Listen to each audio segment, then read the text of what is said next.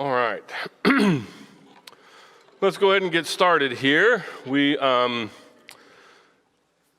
that email today, like most of you probably did, saying that there was going to be no heat in the auditorium. Unlike most of you, I was excited. Maybe I won't sweat up here for once. People always, the guys out front always laugh at me. I mean, this is about as cold as we get in Bowling Green, and this is what I wear anyway. Short sleeve shirt. So just being from Chicago, we've been here 15 years, and I still don't get cold like most of you Southerners. So, okay, we are going to now officially move past the time period of this class here. So Joshua, Judges, and Ruth, and of course Ruth happening during the time period of the Judges. As we mentioned, we do have these 4 class periods, or 3 class periods, and a review that are going to deal with kind of what happens next here. And so today we're going to do with this, I came up with the title of the class. I was rather proud of myself, thought it was clever. Enough with the Judges, give us a king. And then on Sunday we'll look at the united and the divided kingdoms and what overall role they play. And then next Wednesday we'll be covering the captivity and the return. And then start to mention maybe a little bit the time between the testaments there and some of the things we know. And then we'll have a review class on that final Sunday, the 2nd here. So as we get into this idea here, we're obviously going to be talking about the monarchy, or the kingdom with a king, that is going to start here pretty quickly. So when we look at that, really there are a few points that we're going to cover today, just to kind of give you a preview here. We're going to set the stage, look at some of the tensions, both with the nations that are inside the tribes, as well as the tensions that are without, some of the differences they have with the nations around them. We're going to look at some of the internal and external pressures that exist that are really going to push this social change for the rise of the monarchy. And of course, we're going to cover 5 main reasons that this change occurred here. We're also going to look at the actual practical asking for a king here. So what reasons do the tribes give for wanting a king?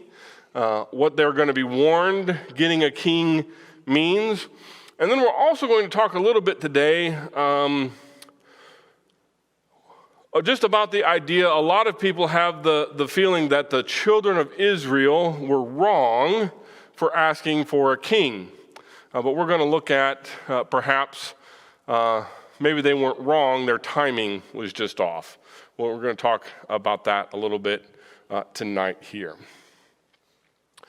So if we look at this first thing, these tensions with the nations, of course, following the conquest by Joshua, so Joshua comes in, and as we studied, he's got the major army, and he really takes it in 3 main campaigns. There's that initial movement into the land, and that what we sometimes call the central campaign there, Jericho and Ai.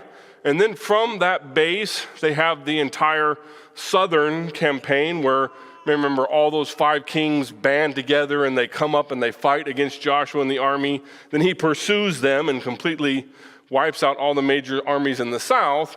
And then they take all of the army up north, and they have some of the largest battles, but some of the ones we know the least about up there. They fight against armies that have soldiers like on the sand of the shore, it says.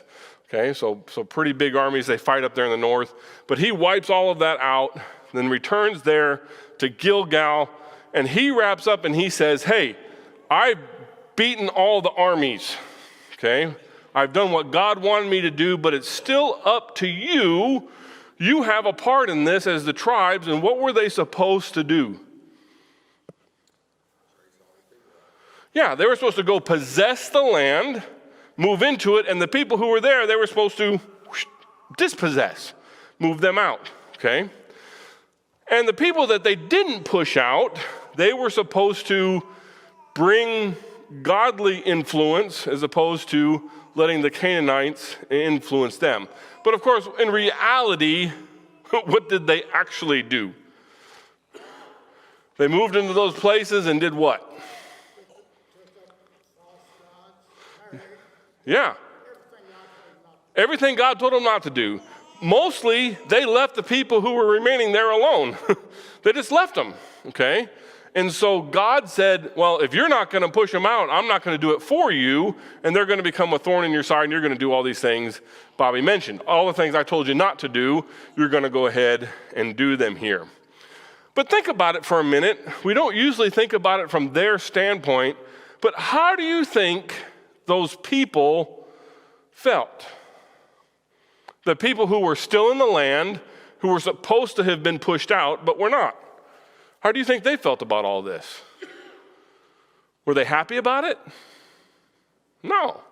Think about what happened. If you're one of these people, your nation has been destroyed, okay?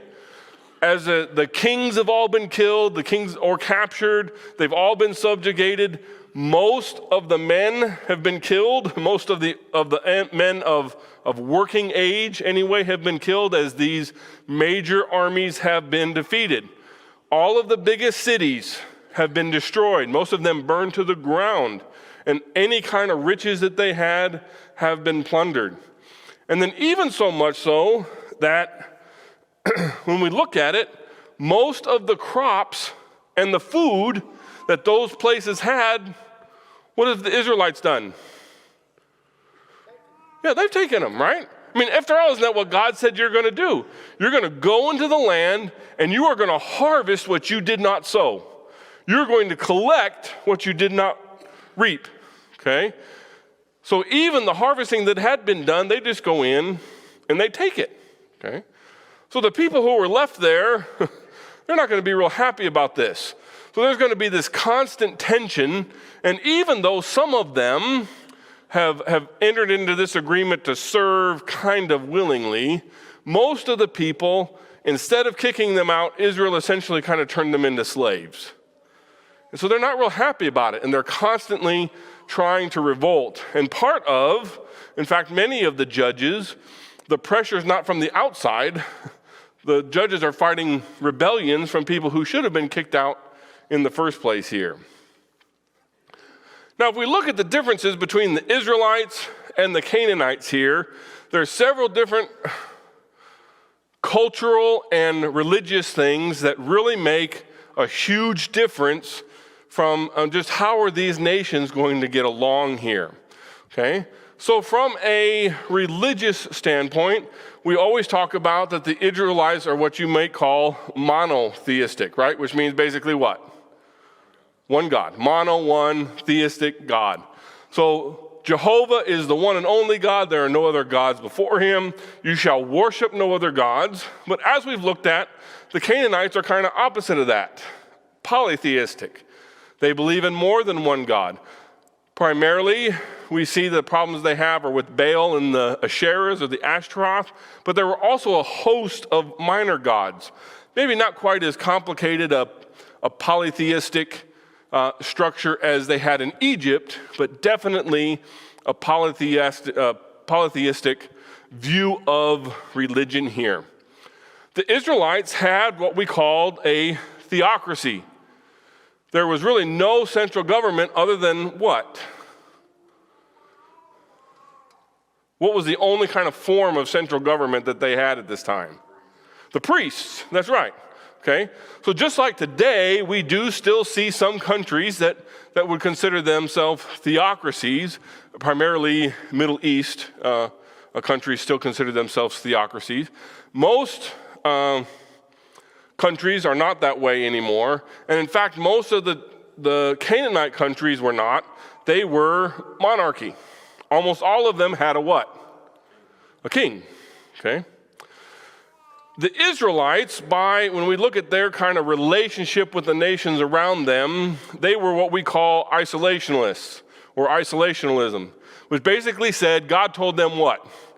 You go in there and who do you deal with? You don't deal with nobody. You just deal with yourself, right? You take care of yourself and you let me worry about all the other nations around you here. Is that how the Canaanites lived?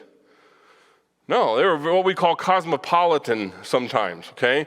They were very open to discussion, to trade, to interchanging. Most of the nations, when we talk about the Amorites, that was really 5 or 6 nations that were kind of loosely connected by marriage and by treaty that all existed on the east side of Israel there. Just very cosmopolitan in their approach. The Israelites, by command of God and by their culture, were pretty self-reliant, okay? They grew their own food, primarily agricultural. They don't have a big central government, so there's not a ton of taxes other than what they give to the priests. And even the priests, their livelihood comes from that tithing and from the sacrificial system, okay? So very self-reliant. The tribes, even among the nation of Israel, the tribes are very independent. They don't rely on each other a lot. In fact, we see that's kind of some of the problem in the book of Judges, is whenever one tribe is afflicted by an oppressor, the other tribes are kind of like, well. They just kind of let it happen, okay? However, the Canaanites were very trade reliant. We already talked about how the Israelites are very tribal. It's my group. However, the Canaanites were what we kind of refer to as city-state. In fact, most of the nations took their name of their nation from their capital city, right? The Jebusites. Think about them, for example, okay? Or the Ammonites that took their name from the capital city of Ammon there. So when we look at this really starts causing some of these pressures that really they just get to a boiling point over this 350 plus years of the time of the judges that really leads to some of this, what we call pressures to change. Those internal pressures, cultural, of course. The intermarriages are already, and I say already, it's 350 years, but those intermarriages are already changing the culture of the Israelites. One of the biggest things that we see that culture highlighted in the book of Judges, and then also perhaps by Eli's sons, is even the worship of Jehovah starts to be adulterated to the point where it looks just like the worship of Baal. Remember, one of the judges himself, whenever he came home after making this vow that I will sacrifice to God whatever meets me first, had God ever asked anybody to do that? No. That was a Canaanite practice. And when he gets home and he finds out that it's his daughter, he doesn't say, well, Jehovah didn't want me to do child sacrifice, to sacrifice my own child. What does he do instead? He sacrifices her. Now he gives her a year to go party and mourn, and I don't know what that whole thing was about really, but gives her that year to celebrate that she's going to die, but he still kills her because they don't really understand Jehovah and how he is here, okay? There's a big societal pressure. They are feeling peer pressure to be important in the area. After all, they moved in, they took this over, and for the first 100 years or so, they were still the primary country here, but what has happened over time? Their land has collapsed and collapsed and collapsed and collapsed and collapsed. They're becoming less and less relevant. We're going to be talking about some reasons why that is true here in a minute. And of course, as I mentioned, that shrinking of the land has really led to some population overcrowding. The territory that they took has been shrinking, but over 350 years, the population didn't shrink. It maintained, or in actuality, it grew some. So if we look at this map here, and again, I apologize, this is a little small for you to see completely there, but this is the land that they were given. So at Joshua, whenever he took all the land, remember he called them all to them and said, okay, you 3 tribes over on the east side, you've already, or 2.5, you already got your land over here. Now we're going to divide this up, and some of them, like Judah, it was already predetermined what they were going to get. Some he divided up and they cast by lots. Some got by how many people they had, those kind of things, right? But this was the total territory they would possess. By the time we get to the book of the Judges, they really only control about 1/3 of the land, okay? All of the rest of this has been taken back by the other people who lived in those lands originally, or by pressure from the outside, okay? So those people are just getting completely compressed. More people fighting for less land. There's less farmland to support those number of people. And so it really is a big internal pressure to change. Of course, then when we look at some of the external pressures, there's a big economic pressure, okay? As people are becoming more compressed on the land and pushed onto less fertile land because all the plains are taken up. And where are they pushed? Up into the mountains, okay? So now there's more people trying to live off of less fertile land. So in general, the people are getting more poor over time. And trade is at a great disadvantage. They don't really have anything that anybody else wants. And as their land gets compressed, there's two major highways that run through here. Along the coast, there's what's called the Way of the Sea. And then on the east side of the Jordan, there is a pretty big highway along the plain called the Way of Kings. Both of those connect greater Mesopotamia to Egypt. And if you control those major highways, guess what you get? A lot of taxes from those highways. Israel's getting none of that now because they've been pushed completely off of those highways here. When we look at a technological standpoint, Israel is getting left behind. The Iron Age is in full bloom here, as mentioned in Judges chapter 1, verse 19, chapter 4, verses 3 and 13. The other nations around them are starting to progress past bronze weapons into true Iron Age technology, but Israel doesn't have any of that. Okay? In fact, this is forced upon them. Remember in 1 Samuel when we were talking about, well, I guess we didn't talk about 1 Samuel, but in 1 Samuel it talks about how that those nations would not let Israel have iron weapons, because what would they be allowed to do then? They could fight back. Okay? So they're purposefully being forced to stay at a disadvantage. And of course, militarily wise, then they're really at a disadvantage. So many countries with the armies that are growing over 350 years, those armies that have been demolished have been regrown. You have people like the Philistines who were not much of an issue. In fact, they probably weren't even on the continent. They were still island people at the time of Joshua's conquest. But now the Philistines are the major force in the area, and they control the best parts of the plain there, okay? Now, one of the things that's also important from a military standpoint is the idea of Egypt and Syria. So as we look at this region, of course, here, thinking about Judah or Israel being comprised of this portion here, we've got the Philistines on the west, Amalekites from the south, Edomites from the south, Moabites and Amorites coming from the east there, a country called Zobah, which is also part of Syria later, but at this time called Zobah. And then the big powers are Egypt and Syria. And if you look at this, it's a continual problem for Israel throughout all of their history. You have Egypt, which is always a world power, and then you have whatever nation has risen to power in Mesopotamia. So whether it's Syria, Assyria, Babylon, any of those nations, Persia, Israel's kind of stuck in between them. Where do a lot of those battles happen? In Israel. Okay, as those major areas of power continue to fight for that, Israel's kind of squished in the middle there. So they have all of these military and external pressures putting on them to try to cause them to, or that causes them to want some of this change to happen. So if we look at the 5 reasons for the rise of the monarchy here, and again, this is from realistic reasons, not just what they say, but first and foremost, a lack of faithfulness to God's plan. If they had been doing what they should have done and continued to do things according to God's plan, would they be having these problems? No.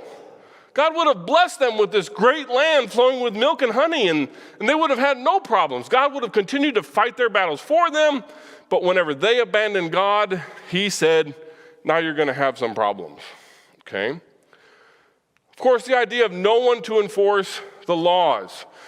Josh and Jay both did a great job of mentioning this, that at least 5 times in the book of Judges, what do we have the phrase? Everyone did what? Right in their own eyes, because there was no king. There is nobody to enforce the law other than maybe some local tribal leadership, but there's no police force, there's no army. Who's going to enforce the law? And then as we look at the judges, they started out great, but the judges themselves become less and less and less and less reputable until we get down to the point where Eli is perhaps the last judge that has any redeeming value there. His sons are what? Absolutely corrupt, right? Okay. Of course, they have this huge desire to be like the other nations around them. And not only is this something we deal with all the time, right? There is this kind of peer pressure. We want to be like everybody else. But if you think about it, I'm just a regular Joe, or I can't think of a Jewish name, regular Matthew, maybe, sitting here in a small town in Israel somewhere. And what is true about my nation? It's in shambles, right? There's no army, no one protecting me. When the neighbors want to come in and invade, what do? They just come in and they take whatever they want, okay? And now they're looking at these other nations around them and they're saying, well, they're prosperous. What's different here? Well, what's one of the major differences they see? A king with an army, exactly, okay? So they want to be successful like that. And of course, primarily at this time, the greatest military threat is from the Philistines, okay? So if we were to read in 1 Samuel chapter 8, verses 5 and 20, we would see that they give 5 reasons that they want a king. Anybody remember those?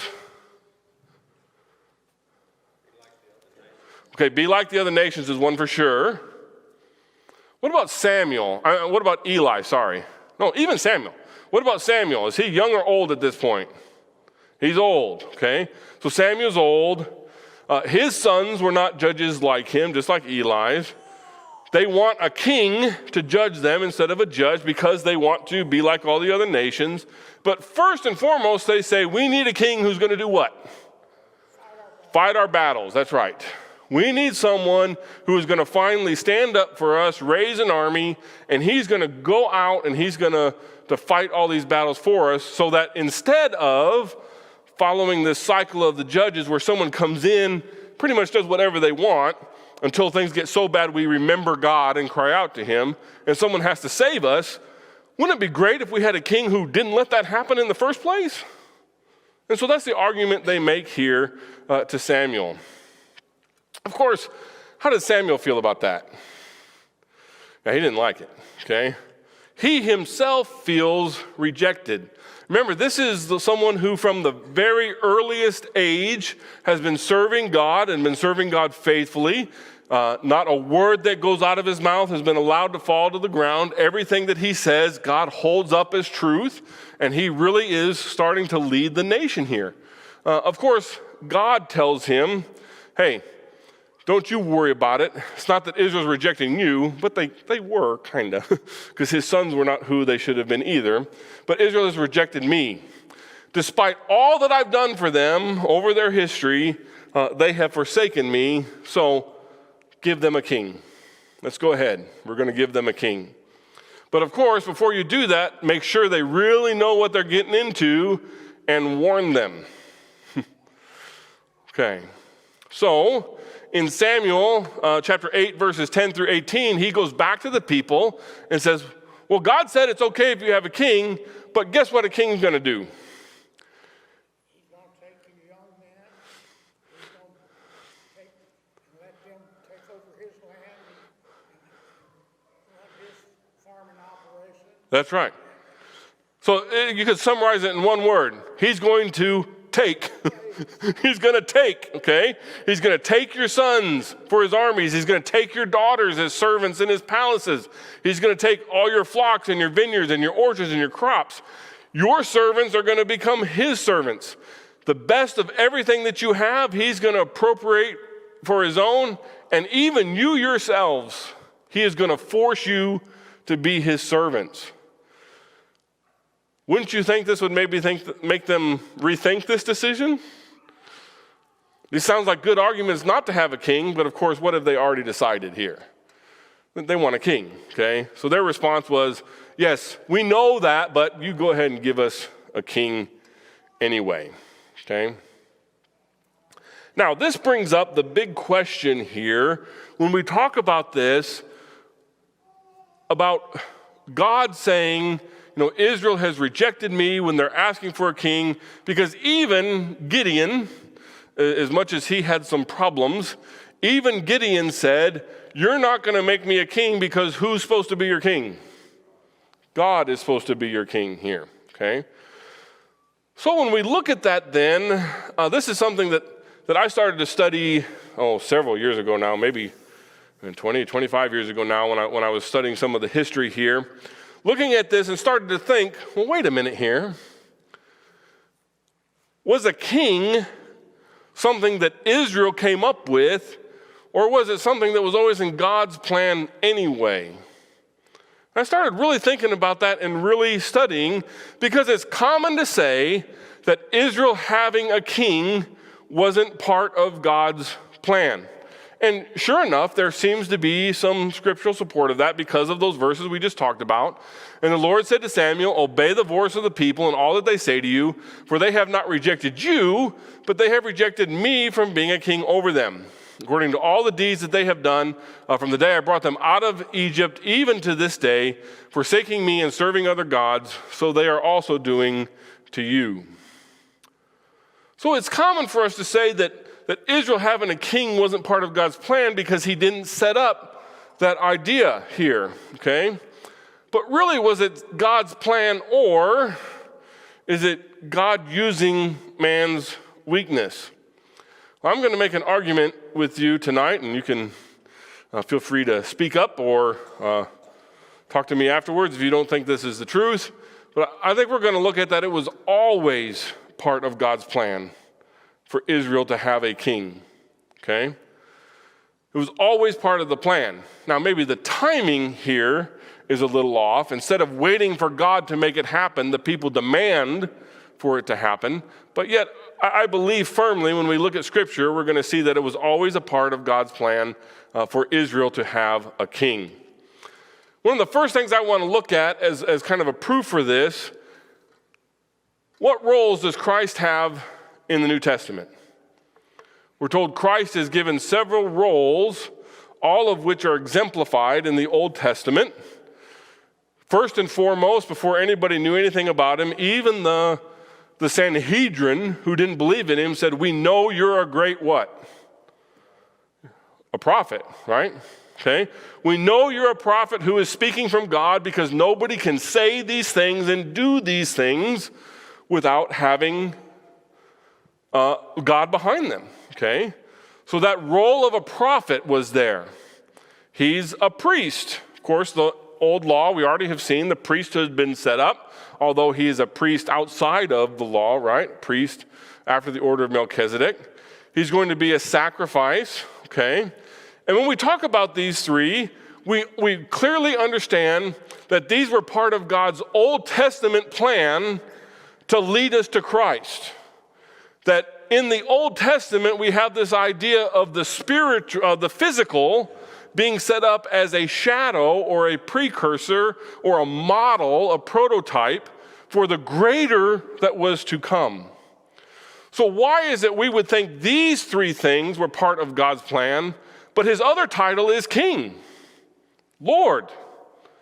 Okay, why wouldn't God also plan for a physical king to teach us about the spiritual king? Why would he only add that one in later?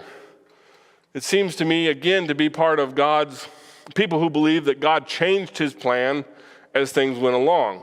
But let's look at some other rationale, perhaps, here, if you'll stick with me for just a moment. Think about a king in Israel there were lots of preparations for there to be a king even before the time of the judges. Okay? Think about the promise to Abraham. One of the elements to the promise to Abraham was that they were going to be a great nation.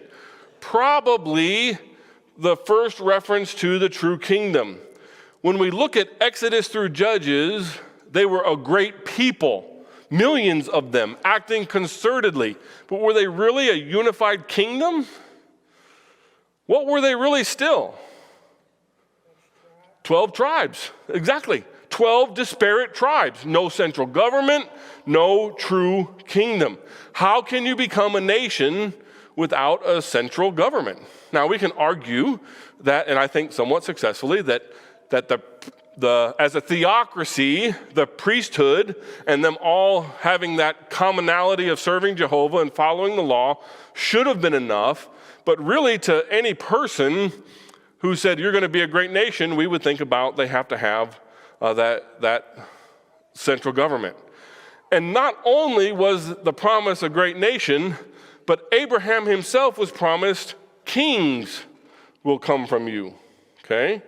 Genesis chapter 17 and verse 6, as part of that expansion, remember the promise to Abraham is mentioned about 5 times, and every time that promise is a little more detail is given. And by the time we get to Genesis chapter 17, one of those details is that there's going to be great kings that come from you. Also from Sarah. Genesis chapter 17 and verse 16, Sarah would be the mother of kings here. So from the very beginning of God laying out this promise, he's already mentioning a great nation with kings. Of course, we talk about Abraham, Isaac, and Jacob, and as that goes through there. And so Jacob, even in his blessings, so we see at the end of his life, Jacob calls his children to him. They're all down in Egypt. He calls all of his children to him, and he makes many blessings upon his children that were prophetic. Which one do you think we might want to focus in on for this? Judah. That's right. What was one of the promises to Judah? Genesis chapter 49, we're not going to take the time to read all this, but verses 8 through 12 is where we have the entire blessings to Judah. And basically, the big thing we're focusing on here is he says, through Judah will come the scepter, and the ruler's staff would be through his descendants. Okay, so through the tribe of Judah is going to come the what? The king. Okay? So God was already laying this out. And if it wasn't enough, that's not enough evidence for you, also, remember Balaam? I know you're thinking, why in the world are you talking about Balaam? He tried to curse them, right? Well, he did. He tried to curse him, but every time he tried to curse him, instead, what did God do? Made him bless him, okay? That's right.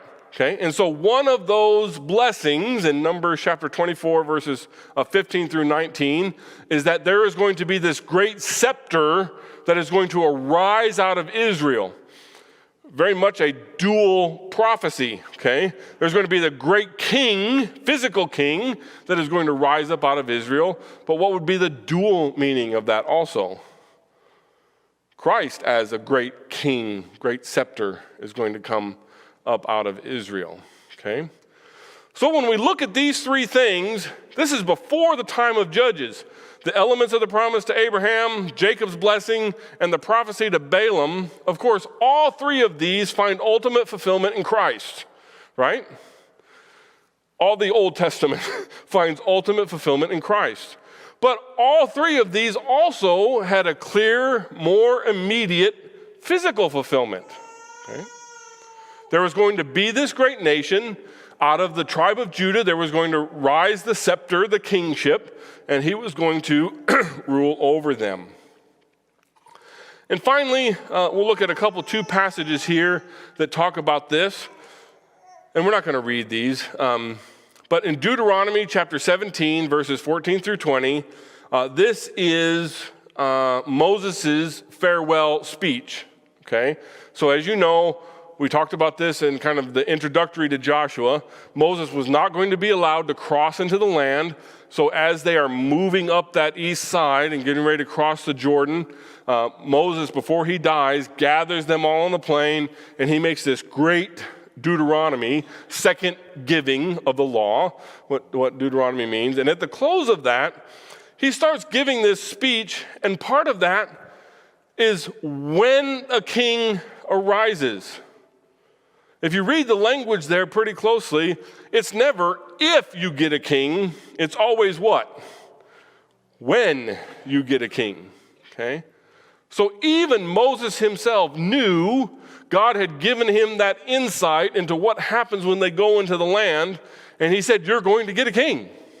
And when you get a king, this is what you do, and this is how he's going to behave, okay?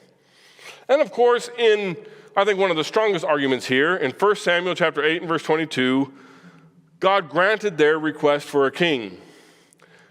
Did God ever do things because it was the way man wanted it to be done? No, okay? If it was not part of God's plan, it would not have happened. If it wasn't part of God's plan for them to have a king, they would have said, well, make us a king, and God would have said what? No. Okay? But he doesn't. They say, make us a king, and God says, yes, go ahead and make him a king. Okay? So I believe that we clearly see that it was always God's plan that they have a king, but I think it was that God would have given them a king in his time. Again, if they had stuck to the plan, if they had stuck to what they were supposed to be doing, they wouldn't have had all these problems, and it would have naturally progressed into them having a king. But now they've got all these problems, and their reaction is, give us a king, and God says, okay, here we go. So really, I think it was always in God's plan for them to have a king, but I also don't think that they were right in asking for a king. What was wrong with them asking? First of all, they didn't know Scripture, right? If they had known Scripture and they'd known about this, they would have said, hey, God, you promised us a king. When are you going to make this happen? Don't all the prophets say that sometimes, right? Think about Daniel. What did he say? You said it would be 70 years. Guess what? It's 70 years. Help us out. Even in the New Testament, they were saying, hey, God, you said this. Now let's make it happen. Moses himself, hey, God, you said this. Don't now go kill them all, okay?